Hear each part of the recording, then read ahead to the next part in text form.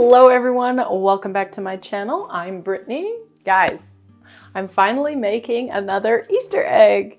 It has already been 3 years since I've made a chocolate egg.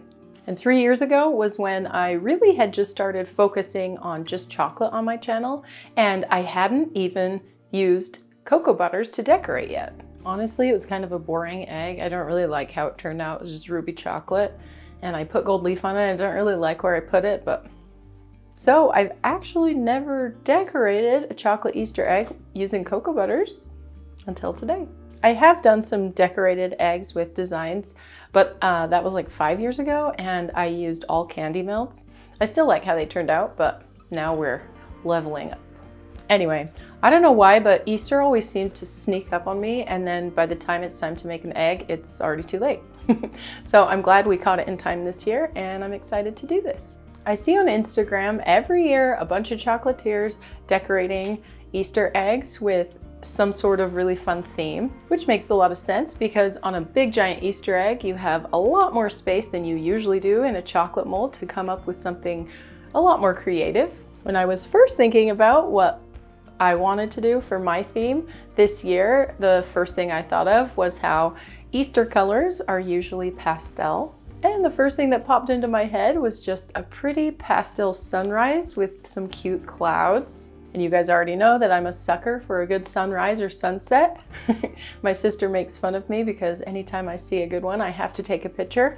So my camera roll on my phone is just full of the sky. I love the color combination of turquoise, purple, and pink. So I started with that in mind, and here are some inspiration pictures that I found online. This third one on the top is so pretty to me. It's exactly what I was looking for.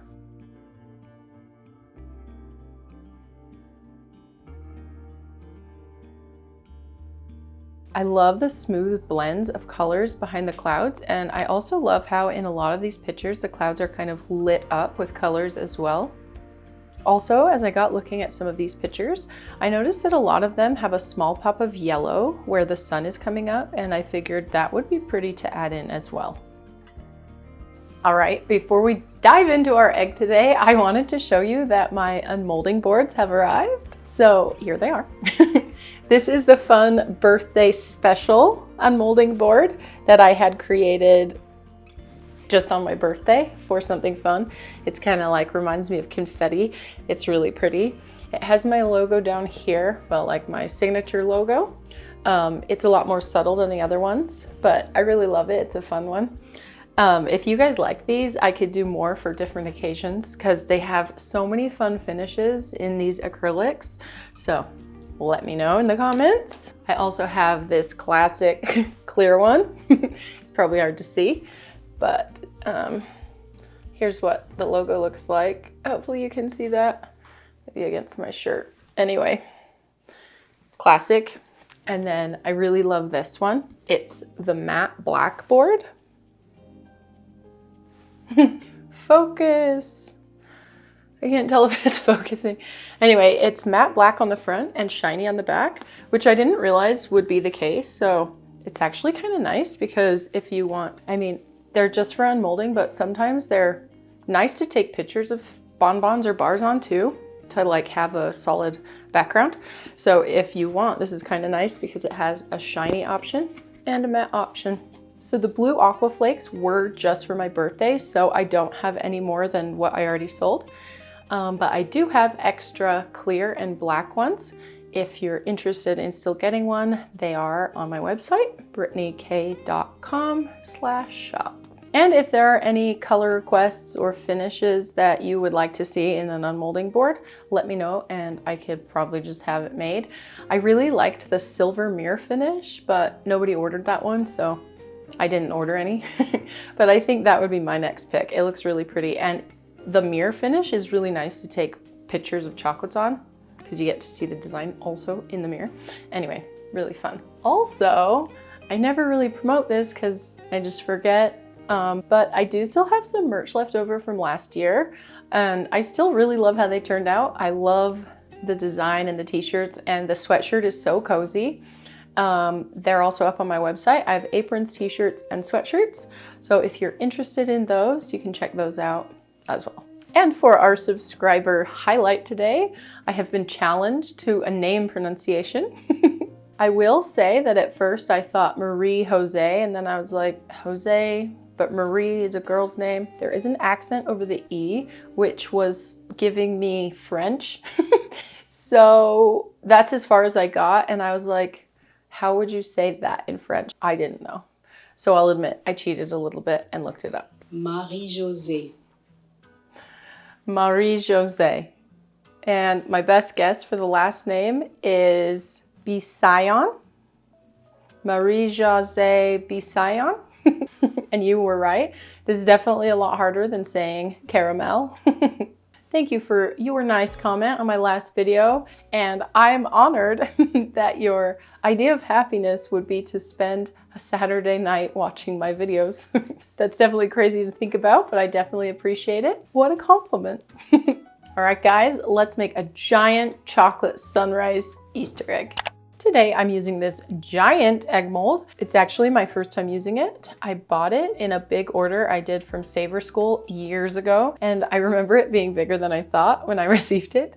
It is 9 inches tall. To hold up my egg, I'm using one of these bases from a different egg set. At this point, I have so many little containers full of colors that I've mixed myself that are left over, and I'll do that over and over and over until I'm not exactly sure how I got the color, but I do try to label them to remember. So for my design, I need a dark pink. So I'm using this one, which is a mix of La Vie en Rose, which is a chef rubber color, and French fuchsia, which is a pastry chef's boutique. My darker purple is unmarked, but my guess is that it has a bit of pink added into Oh My Magenta from Chef Rubber along with white to lighten it up. This is Breakfast Blue and white, both Chef Rubber. And then I'll also use a lighter version of each color as well. All of these ones are also Chef Rubber mixtures. I have this light pink, which is Princess Pink and white, another miscellaneous light purple I mixed at some point, and then the same blue as before, but just more white, so it's even lighter. For the pop of yellow, I've got Aureolin yellow with white, and then popsicle orange and white, and then of course, just plain white. The only decorating tools I'm using is this small flat rounded paintbrush and some small round sponge brushes. As always, the first thing I do is polish my clean molds with food grade ethanol and cotton balls.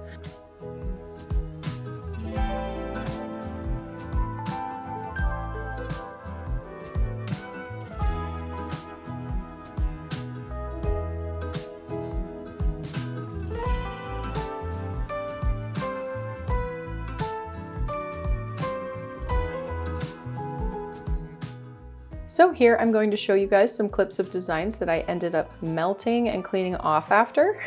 First, I was experimenting with the best way to create clouds.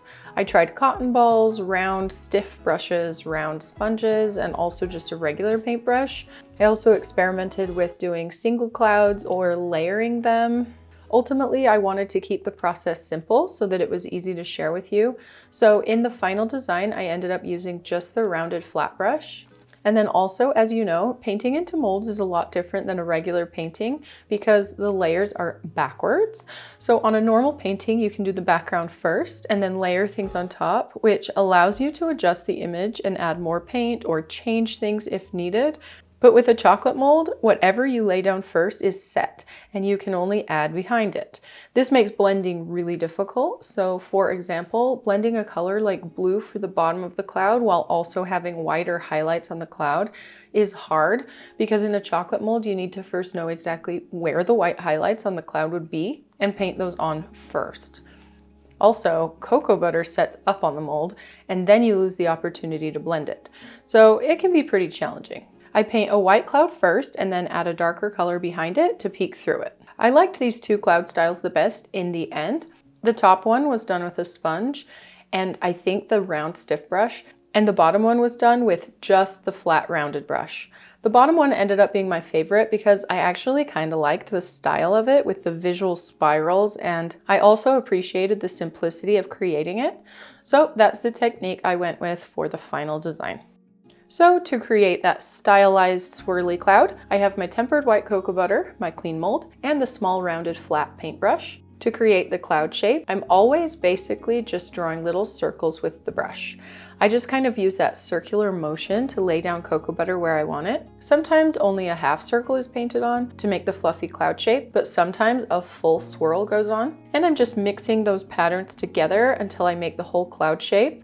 Once I have the whole cloud shape outline, I go back and fill it in. But the key here is to not just fill the cloud in with cocoa butter. You want thick spots and thinner spots. So I continue to just spiral my brush around until the space is filled, but it has a fluffy swirly pattern to it. And then even after that, I go back in with a thicker layer of white and I focus on the tops of the fluffy parts. That will end up being thicker and more white and not let as much color or any at all show through, so it will look like the top of the cloud being highlighted. I hope all of that makes at least a little bit of sense. It's apparently really hard to describe exactly how to paint something. If I had to summarize what I did, I'd say I swirled around the cocoa butter into a cloud shape and then added a second layer to just the tops of the circles. So I'll let you just watch me do it. I feel like that's more helpful.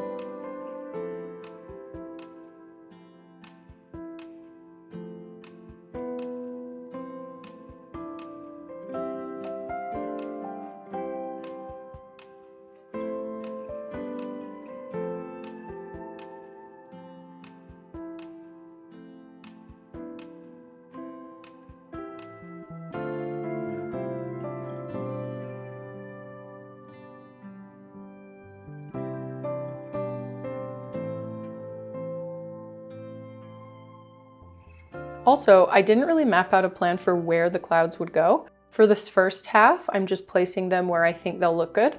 I wanted to put a few smaller ones near the top and then get a bit bigger as I got to the bottom.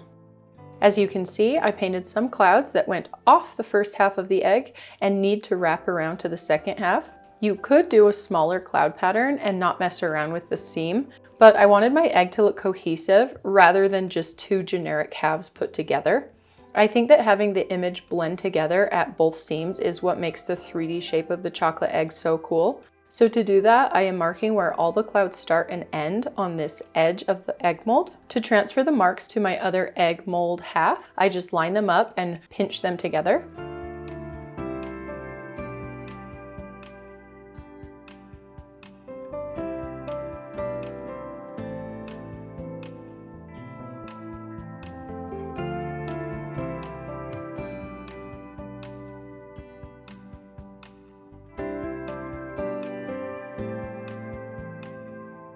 For my design, there has to be clouds where these marks are so that they match the other half. So I paint those clouds first, and then I'll just fill in the rest of the open space with more clouds wherever I think they look good.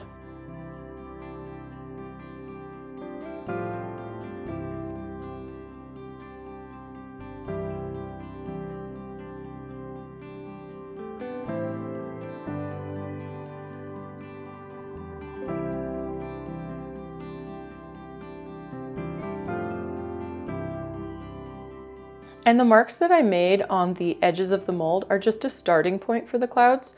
To really make sure they blend together with the other half, I double check as I'm painting by holding the halves together and adding more on either side if I need to, so that they match up perfectly.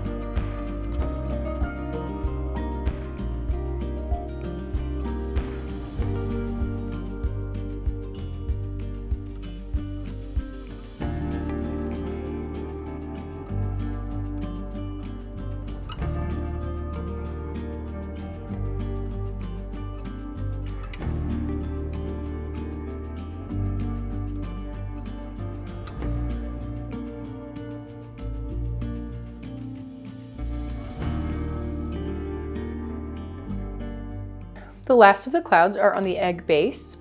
I wasn't sure if I'd like these better with or without clouds, so I left 2 blank and then painted 4 of the other cavities with different cloud compositions.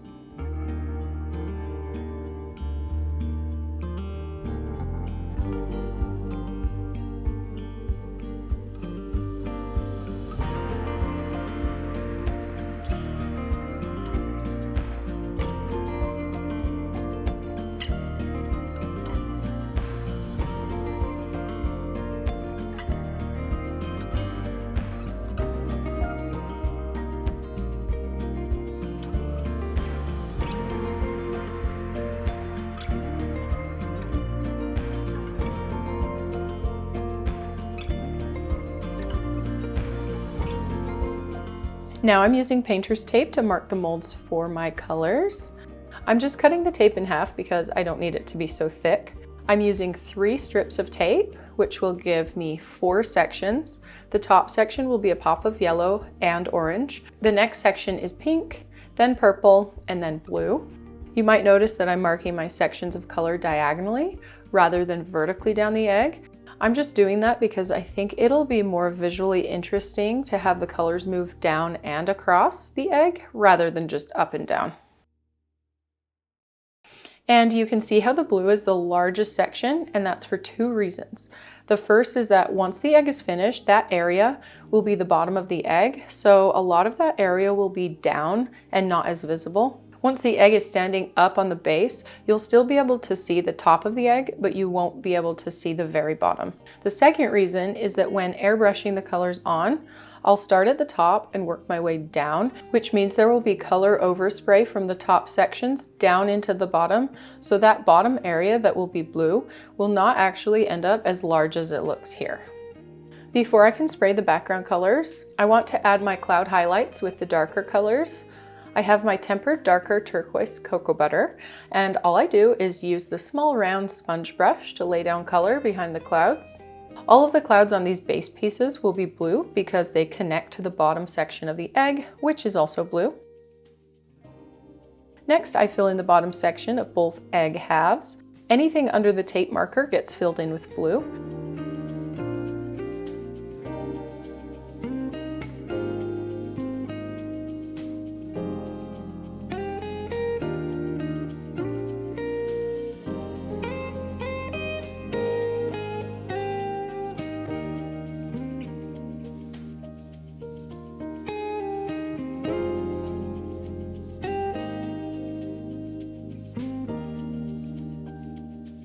You'll see that this cloud crosses over the tape, so I stop at the top edge of the tape, and this is going to fade into the next color. As you work, the cocoa butter on the sponge can get a bit stiff from setting up. I just warm it quickly with my heat gun and then clean it off on a paper towel. I also use my heat gun to keep the cocoa butter at working temperature as I work.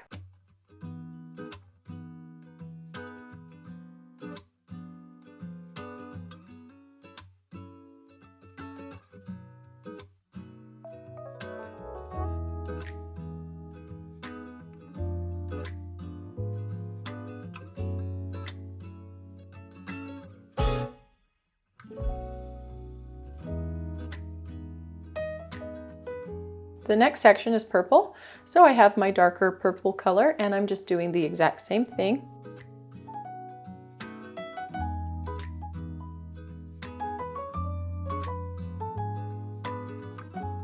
On any clouds that are half blue and half purple, I fill in the rest of the white and then also sponge a little bit over the blue to blend them together. And then again at the top of the purple section, I stop at the top of the blue tape line because the next section will be pink.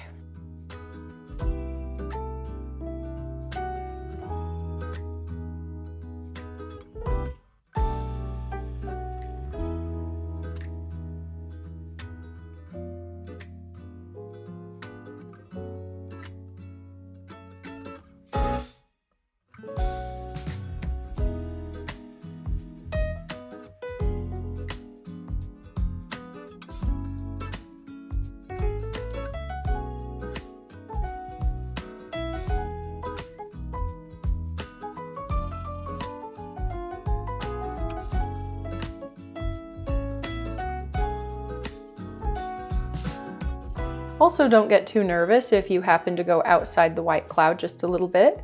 In the end, it kind of gives a nice highlight to the cloud.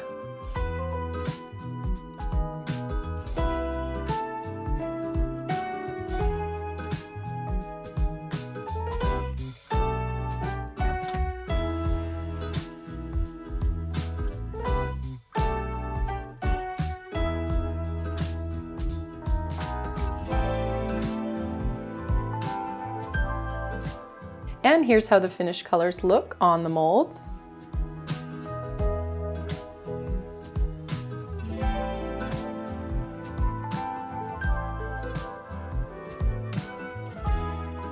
Again, I want the two halves to blend together perfectly, so for my pop of yellow, I need them to line up. So once again, I use a piece of tape to mark where the yellow will be. Because my colors will be moving diagonally across the egg, I place my marker off center in the top section of the egg. And to spray the yellow, all I do is aim right at the edge of the mold where that piece of tape is, and just spray the airbrush without moving it. And I just do a couple sprays until it looks thick enough for a good yellow color.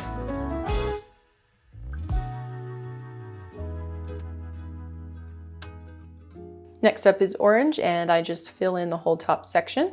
To stay in the tape markings when I'm spraying each color, I'm basically aiming right for the piece of tape. That gives enough overspray from the airbrush that goes across the line to help blend into the next color.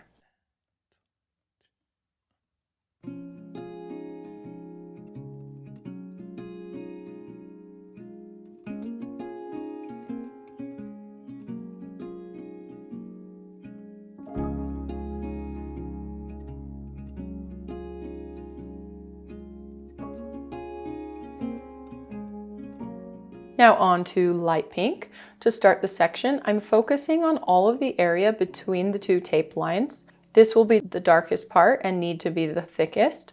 And then to blend into the orange, I do the same thing as before. I aim right for that blue tape line and just follow it. And then to blend into the purple, again, the same exact thing. I aim right for the blue tape line and just spray across it.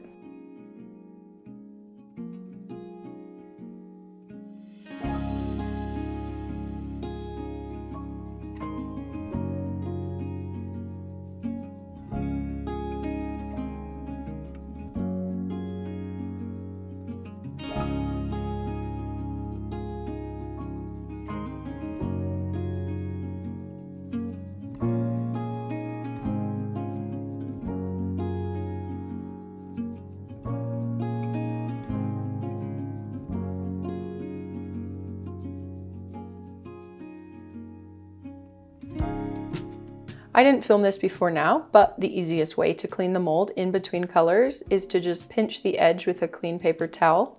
Sometimes if you lay down the egg and slide it, the towel can wrinkle up and scrape off some of the color inside the egg. So this way is definitely a lot easier and cleaner.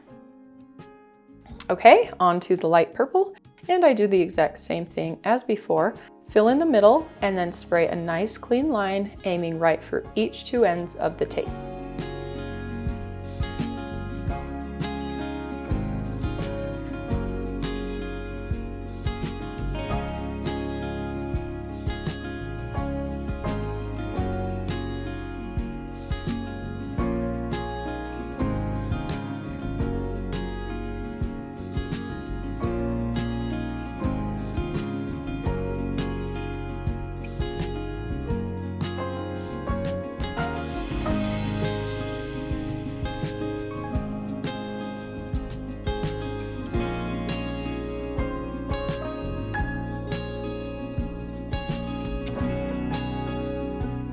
Last color is light turquoise.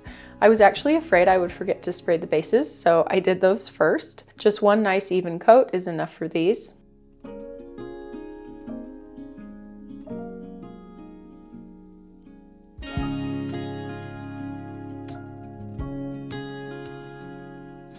And then for both egg molds, I fill in that last section, and I do the same thing to blend the blue into the purple by aiming for the tape marker and spraying across.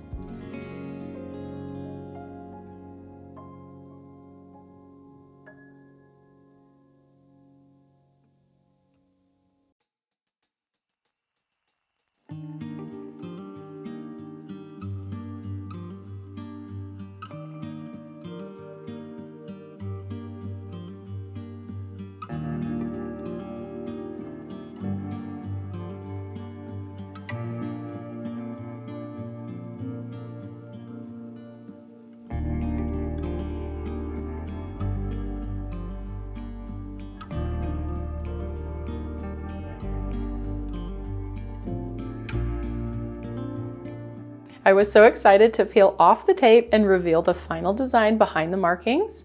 Da da da da, here it is. Our pretty pastel Easter sunrise. Oh my gosh, you guys don't know how much I was freaking out. I love this design so much. I think it's so pretty. I think it might be one of my favorite chocolate things that I've made. Not my favorite, but one of them.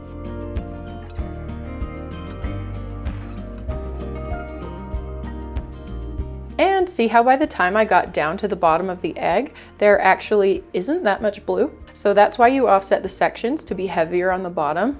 In fact, I even feel like I could have almost made that section bigger than I did, but I do like how it turned out, so I'm happy. I also like that the blocks of the darker colors behind the clouds are above where the lighter color fades ended up being, because I think it helps give that effect that the color from below is reflecting off of the bottom of the clouds, and they kind of look like they're glowing.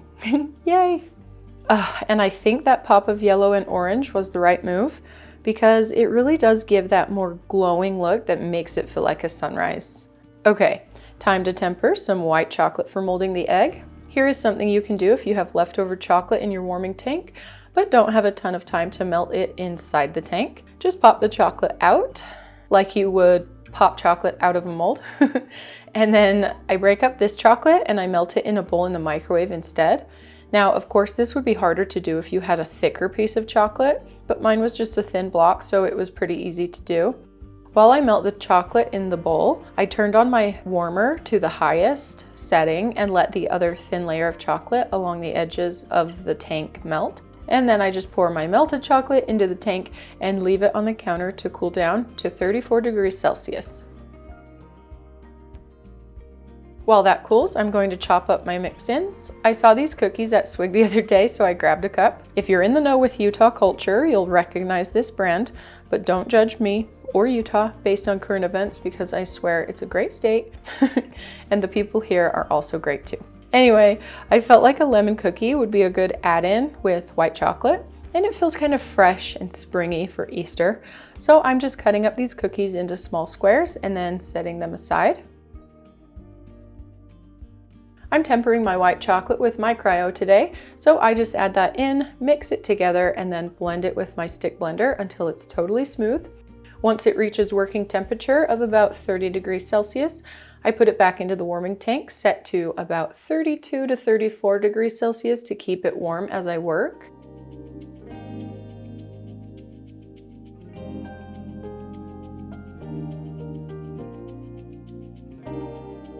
I mold the base pieces first by simply filling up the cavities and then scraping them clean.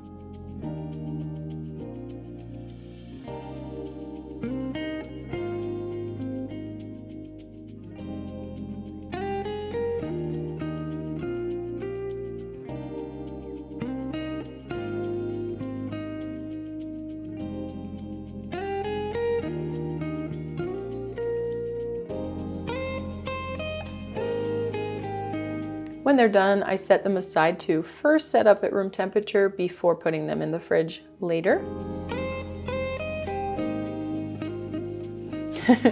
Ignore me trying to figure out the best way to fill up this egg without making a huge mess or dropping it.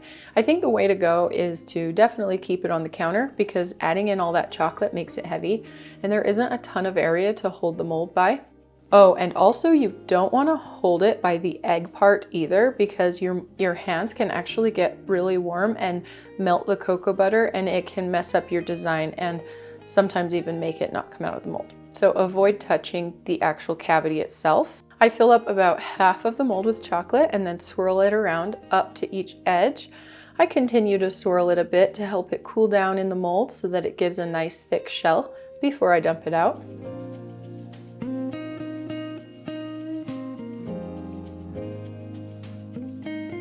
And to dump it, I just tip it over my tank and give it a good shake and then scrape it clean. For now, I set this aside to set up at room temperature and then shell my other half the exact same way.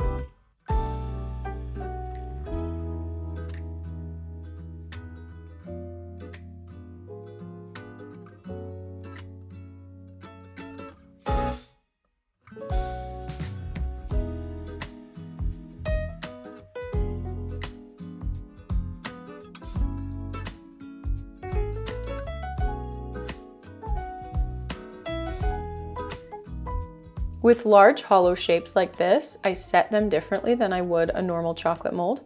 I actually place them face down, and that's to avoid the chocolate from pooling down at the center of the egg. And also, if there is a small bit of chocolate that continues to fall, it falls along the edge, which is actually helpful for gluing the halves together because it creates this nice lip. Now for a chocolate shape this large, we want a thicker wall of chocolate for support, plus we want to add something in to make it more tasty to eat. So this is where I add in my little lemon cookie bits. I added in about 1 cup of chocolate, and I like to just do this part with a gloved hand because it's easier. I spread the chocolate around as it cools to give a nice thick wall.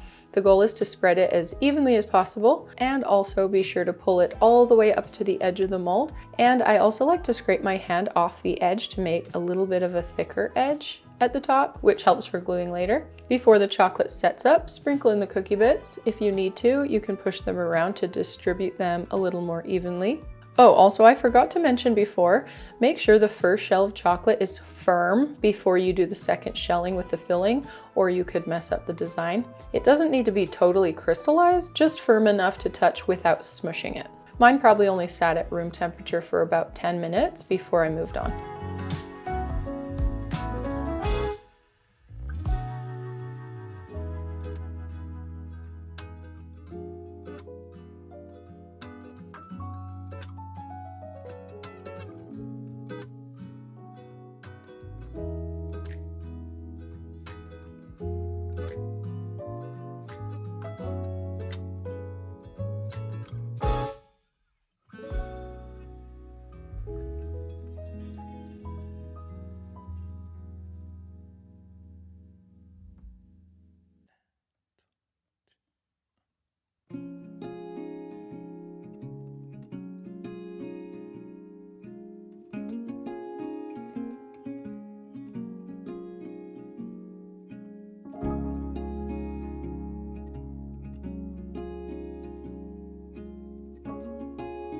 And after filling the shells, they can just sit face up at room temperature until the chocolate is matte. I like to give them one last scrape to make sure the edges are clean, and then pop them into the fridge along with the bases for about 20 minutes to contract from the mold.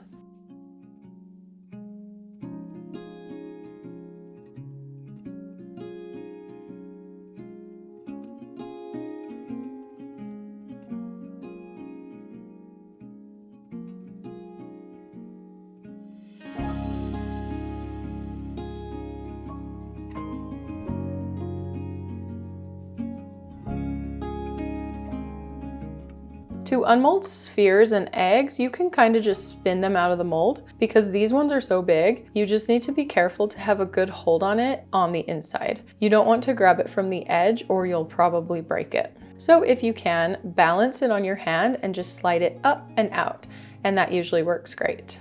Look at that fade! I'm just so happy about these.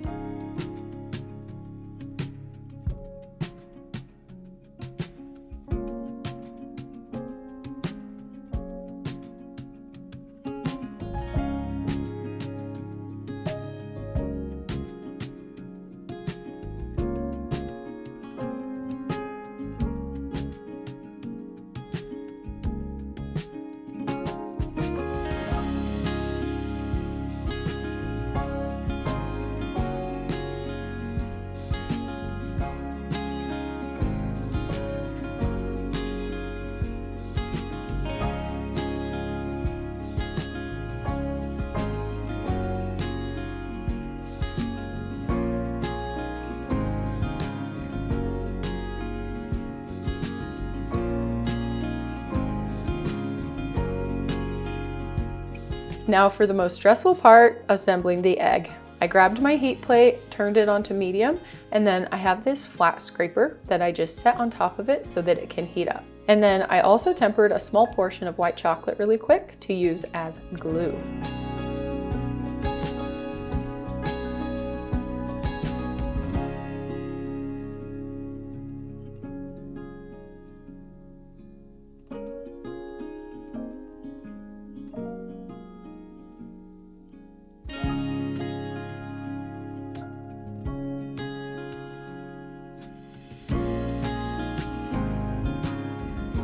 I like to put down a couple towels for some cushion for the egg, and then a piece of parchment paper to protect the shine. And here, I'm just trying to make a game plan to figure out the best way to arrange the pieces to glue them together because it has to be done quickly, and I also want to avoid handling them too much.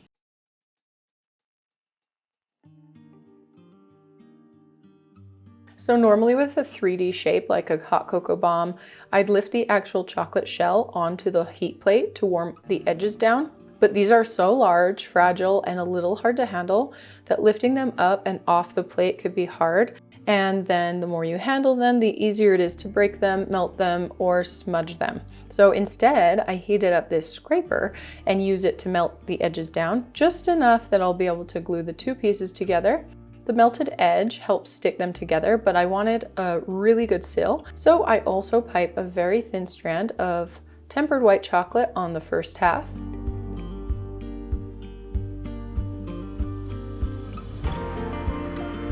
Now I quickly also melt the edges of the second half of the egg and very carefully lift it up and place it onto the other half.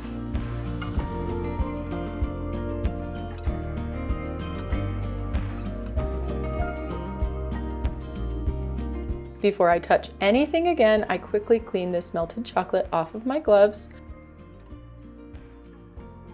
Now I make sure to line up the eggs as perfectly as I can so the designs are matching and all the edges are flush. Then I give a gentle press on the top with the clean palm of my hand to put a bit of pressure down to press the edges together. Then I wipe off any excess chocolate from the seal to clean everything up.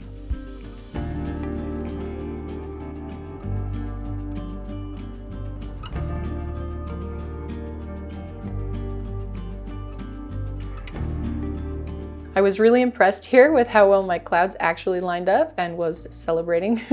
I'm going to use this magic freeze spray I bought from Amari Gishon's shop just because I have it, but you don't have to have some for this. Here I'm just deciding which base I like best with the design.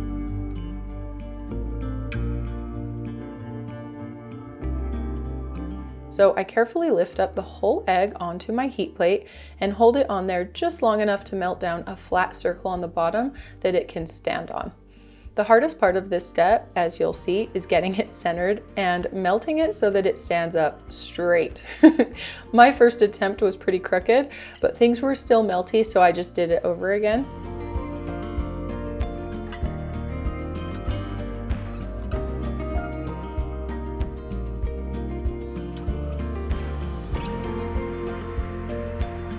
The second time, I thought maybe placing the base on first would be easier to get it in the center of the egg, which worked pretty good. A little freeze spray to lock it in. If you don't have freeze spray, you'll just give it a couple extra minutes before moving on, so it has time to set up a little bit.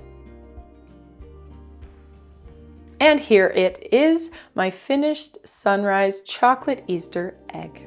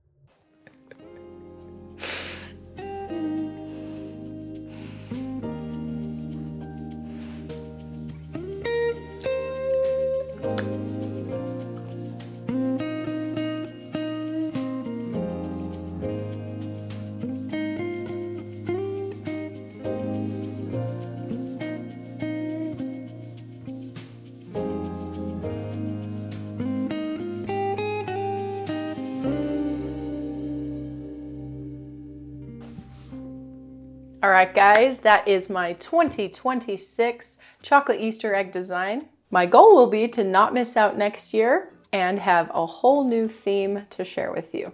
I hope that you enjoyed today's video and that you learned something new. If you did, give me a like and leave a comment and let me know if you've already made a chocolate Easter egg this year, and if you did, what was your design? And also send me a picture through my email or on Instagram. I'd love to see some of your eggs. If you haven't subscribed to my channel yet, today's the day. If you'd like to see something else that's sweet, just click on one of these thumbnails. Thanks so much for watching today, and I'll see you soon.